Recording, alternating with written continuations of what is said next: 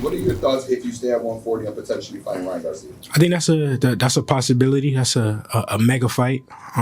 You know, I've been calling out Ryan for years now, so it's good to hear that, you know, he finally won a fight. It sucks that it came after, you know, he took a L, but it was only a matter of time. But now he finally want to, you know, call me out. But at the end of the day, it's still a big fight, and like I said, I'm willing to make I want to make the best fights, biggest fights happen. So calling you, did he call you out, or is he calling for clout? Because he got your number. Yeah, for sure. Huh? Yeah, I mean, you know what I mean? Why are you talking to them? You know what I mean? What's crazy, I seen Ryan maybe right before I went into training camp. He didn't say nothing about fighting me. So no, I literally was shopping in LA. We ran into each other at the store. He didn't say nothing about fighting. I mean, I keep hearing this Ryan Garcia shit. Is that real, Eddie, or what? I mean, it's come from Oscar, which doesn't necessarily mean it's real. But Ryan said so as well. But listen, that's a great fight. You know, I think Ryan should be chasing the champions at 140. He should be chasing the number one in the division. And Devin's the number one in the division. So, you know, I do think, looking back, I think people don't quite understand what Devin used to do to make 135. Like when I used to work with him before he had to go over the other side and rob the bank,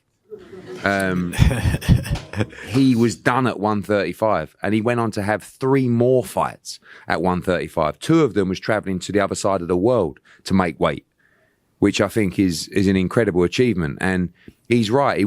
There is no way he could have fulfilled the potential he had as a fighter at 135.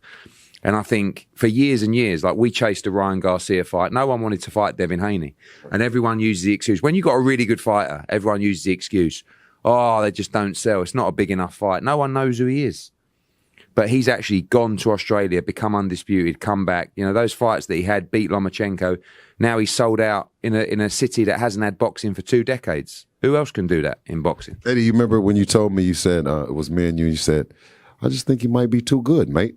But that's what, you know what? But when you're too good, the only way you can entice people is by making sure they get paid to get beat.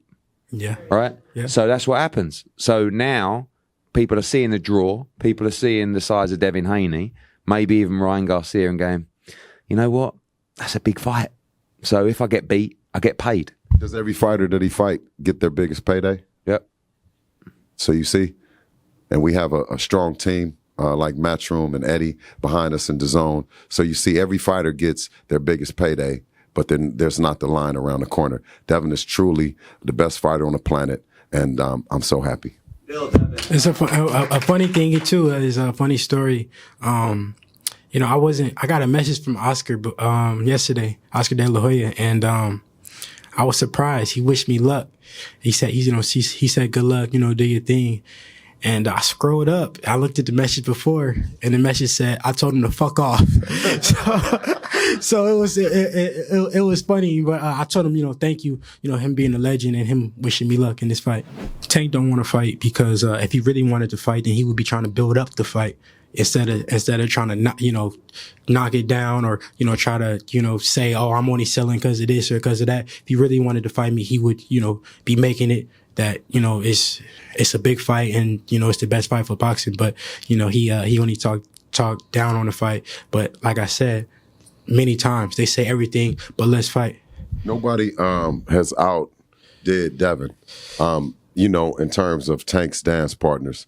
You know, you don't have to down the other fighter to validate what you are and what you bring to the table.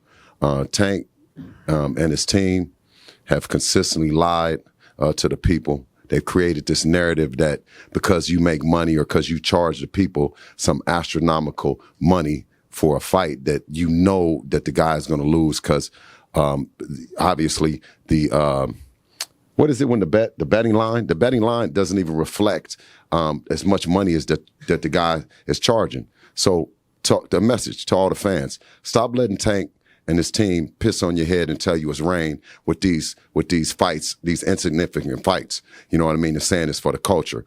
Devin represents the culture and represents boxing and what boxing should be and what boxing is.